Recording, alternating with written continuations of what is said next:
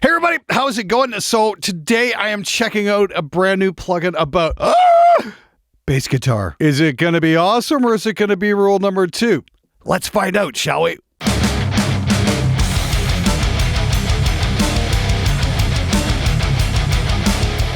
All right, so I got hit up by this company a while back. They're like, Glad, can we do a video? And I'm like, I don't know. Let me check it out first. I mean, what the fuck is it? So it's this new company called Aurora DSP, and they're from Russia or from somewhere on that part of the world. And they've got this brand new plugin called the Mammoth, and it's all about the bass. I've been playing with it for the last few days, and well, hey, you tell me if this bass tone is awesome or not.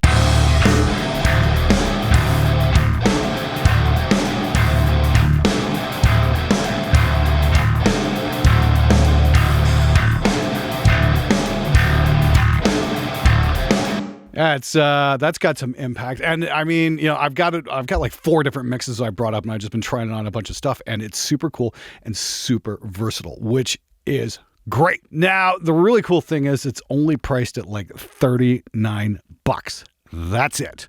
So if you're looking for a bass plug-in that's actually going to, you know, be really awesome and not break the bank, this might be just the ticket. I mean, like, I did this thing with PSP AudioWare there a couple weeks back. I really enjoyed this. I had a pretty ripping bass line, I got to say. One of the keys to getting a really great bass line is to get Eric Arco to play on your stuff, because Eric's fucking amazing. Anyway, like, here's the Mammoth on this, and this is just ripping. I've got a bit of compression going on after the fact, obviously, but, you know, we're going for that old school Rush bass tone, you know, kind of like a little bit of that La Via Strangiata bass tone, and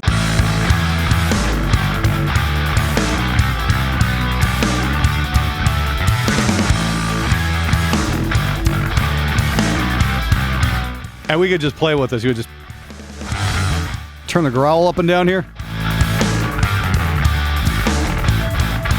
Super versatile. And that's just one knob. I'm like, I'm going to take you guys through this whole interface here in just a sec. We're going to take a listen to another one. I mean, like, I got this going on. This is slightly different. Okay, yeah, the other thing is it's like a lot of new plugins, it's got a resizable interface. I absolutely love that. That is killer. Look at that. That's amazing. That lets guys like me who are wearing bifocals work with modern plugins on a 4K screen. Awesome job there, guys. I love that resizable interface. Well done. So here's this other one I'm working on right now. I'm going to take that up just a touch.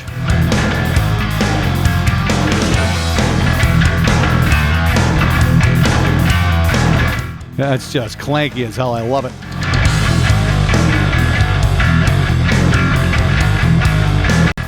Got a couple more mixes it's up on as well. Here's that Metallica style mix I did a couple weeks back.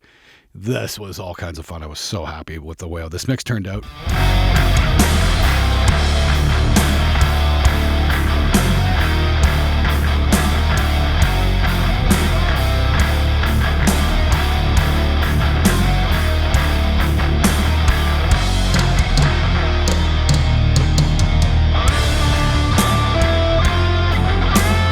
Now, I absolutely adore what the results I'm getting there. And there's all kinds of little controls here, and you can just play with and tweak out your tone however the hell you want. I'm going to set up a little bit of a loop here and show you guys what this is all about. And I just find, yeah, it's really easy to get a tone that works well with the mix. I mean, it's not bad at all. I mean,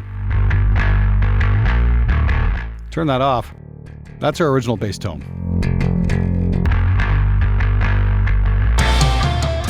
I mean, wow. In the mix, that's just unreal. On its own, it's a little fuzzy, which is fine. And we got these 2 buttons here, Melt and Brute.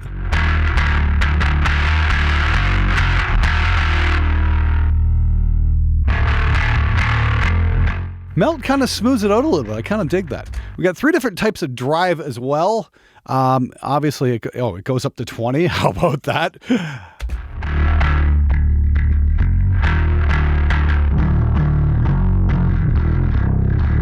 That's kind of neat. We can take the mix on that up and down. I like that. That's really aggressive. Wow. Thing is, when you start combining the different drive with the Melt and Brute, you start getting a whole bunch of tone possibilities here. These are some very simple controls, which really do open up a whole bunch of different tones. This is starting to get cool.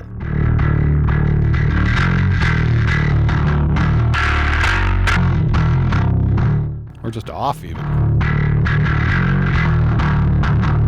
Take the growl up down here.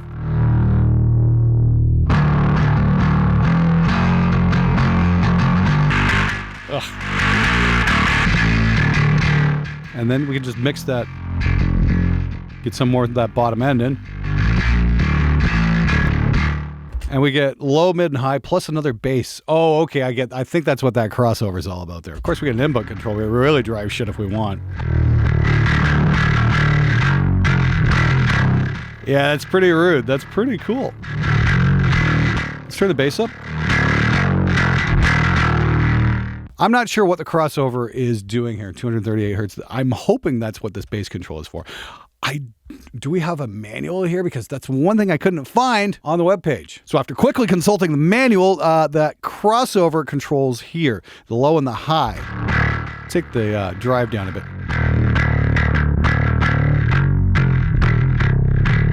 Okay. That's cool. So that works there. Now, here's the thing. I just took a look through the manual very briefly, and I've just been playing with the controls just based on it. It's like, oh, okay, this has some neat features. I mean, like, I didn't even realize this was here. Let's pull that back up. This was the original I had. Apparently, there's a knob here I didn't even know was here. Let's hear what it does. This is the Mammoth knob. This is their quote-unquote secret sauce. Let's see what we get. Ooh. That's pretty freaking cool. But apparently the three different drives are based off various different amps, which I'm not going to mention here. I'd definitely say grab the demo, check it out for yourself. But not only do you have the three different types of drive, you've got a whole bunch of different cabs. 6x10, 4x12. And down here, of course, you can load in your own custom impulse responses, and that just opens up an entire world of tones. So that's pretty cool. I'm kind of digging the 610 right here. Maybe not with that Mammoth knob up. Maybe just a tiny bit for a little bit more high. And the blend control here is really, really, really touchy. So be careful with that. That's blending the lows and the highs. And then the slam control, I guess, is some kind of compression. See, that knob is not moving at all. Wow, that's crazy. Crazy, crazy, crazy. Anyway.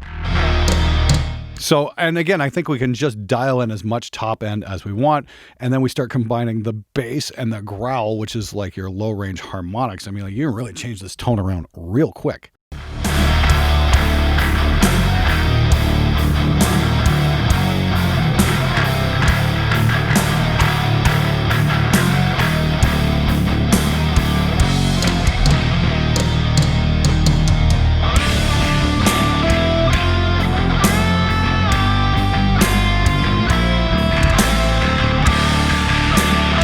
That's a little much.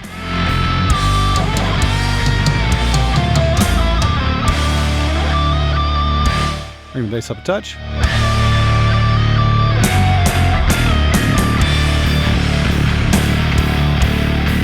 Might be a little much there.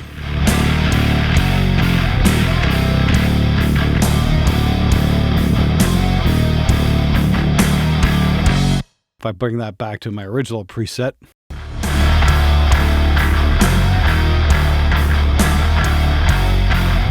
Yeah, I'd be careful with that Mammoth knob. That can really make things go weird in a real hurry. Same with the growl. That's low, mid harmonics right there, so we want to be real careful with that.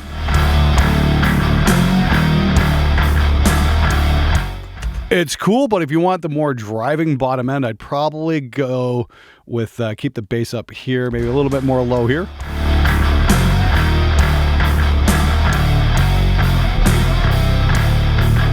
Then I can actually bring that down a touch. I like that melt knob though. That really smooths things out. That's really capable. Just kind of fattens it up a little bit. And again, that's just the one mix. We go back over to. I'm kind of curious now that we go back to that Rush mix. Let me bring that Mammoth knob in ever so slightly. Let's see what we get here. Yeah, it's kind of harsh. What if we do this though? Bring the Melt and the Mammoth in.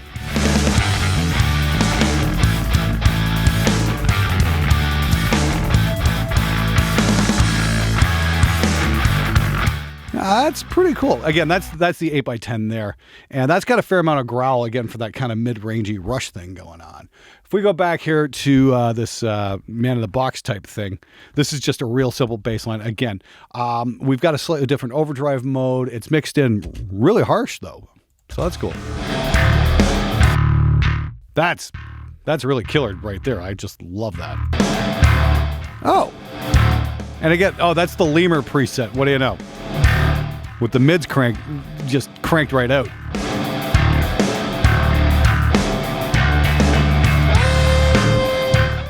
Yeah, I think I was messing around with this earlier today, and I think out of all the presets that they've included, the Lemur is kind of one of my favorites, to be honest with you.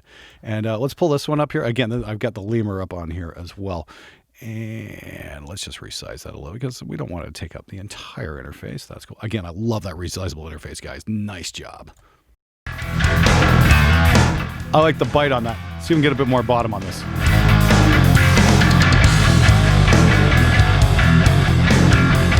It's a little Steve Harris-ish there kind of thing. I mean, I'll maybe pull this back a bit.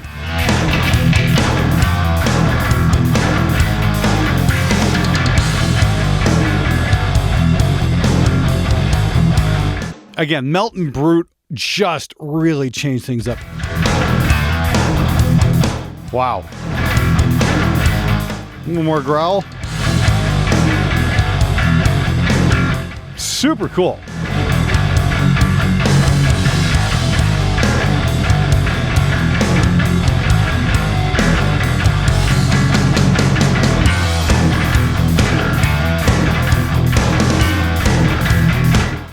Now, this is something I am going to say. I remember when I was just starting out, one of the biggest complaints I got from a lot of my clients was, well, we can't hear the bass. We can't hear the bass. It's buried. It's muddy. It's just there's not enough definition. This plugin is making that no longer a problem. Like it's no problem to hear the bass sitting in the mix. This just works well.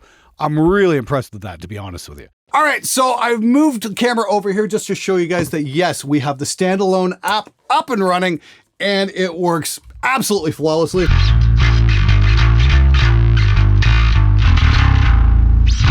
Now, there's a very good reason why I bring in awesome musicians like Eric Arco to play bass on the show and don't do it myself. It's because, well, he's just so much better at it than I am. Anyway, yes, the real-time app works great. I'm not experiencing any latency or anything like that. So if you're a bass player and you want to practice at your desktop, you can actually do that. Yeah, right. Like we all know that's going to happen. But if you're a mix engineer and you want something that's going to make your bass sound awesome in your mix, I'm really digging the Mammoth. It's not bad, but don't take my word for it. They've got a free demo you can download. All you got to do is follow the link in the description below. You do have to have an iLok account. You don't have to actually have the iLok dongle. You just need the account to activate it on your desktop. So if you want to take a look at it, I would definitely recommend it. Links in the description below. And if you want to grab a copy, it's only $39. Which I think is a steal for a plugin that does this. I love bang for the buck software, and this has got to be one of my absolute favorite awesome capability for not a whole lot of money type of plugins. Anyway, don't take my word for it. Go check it out. Thanks for watching. I'll see you guys next time.